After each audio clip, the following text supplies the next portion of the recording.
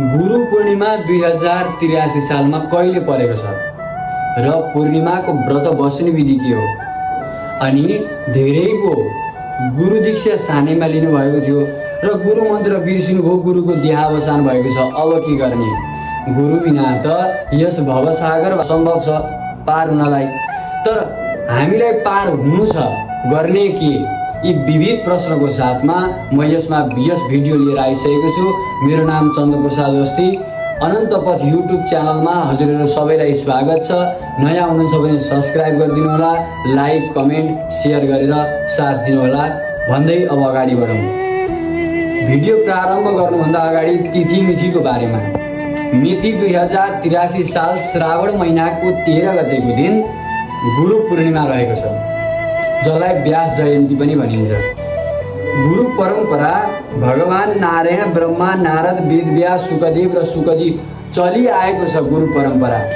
तर हामीले कस्तो योग्य गुरु लिएका छौँ, हामीले योग्य गुरुको पूजा गरिरहेका छौँ भने त्यो सब कुरा म आज यस भिडियोमा हजुरहरूलाई बताउनेछु। प्रथमतः बिहानैदेखि पूर्णिमाको व्रत आरम्भ भएर बेलुकाको 7:29 पूर्णिमाको तिथि रहेको छ।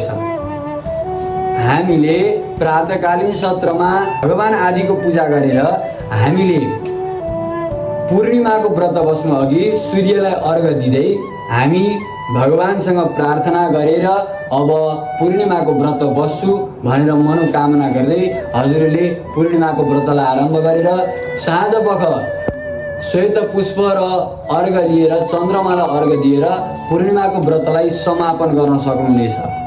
हाम्रो प्रश्न थियो कि गुरु दीक्षा लिएको थियौँ, तर हामीले गुरु दीक्षा लिइसकेपछि पनि हाम्रो गुरुको देहावसान भयो र मन्त्र बिर्सेका छौँ भने के गर्ने त?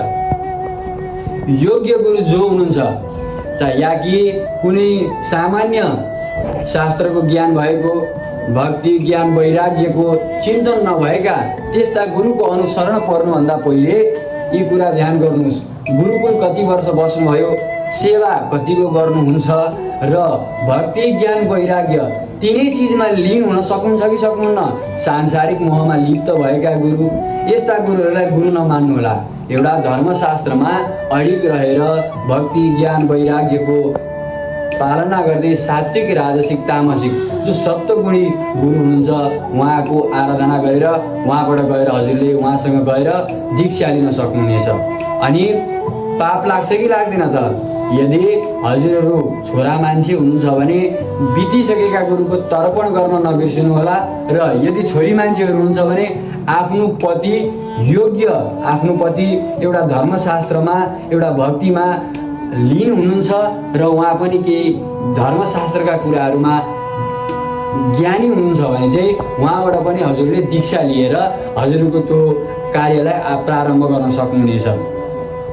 र अब भनेको हाम्रो अर्को विषय रहेको थियो, गुरुले भगवान प्राप्त गराउनुहुन्छ कसरी त?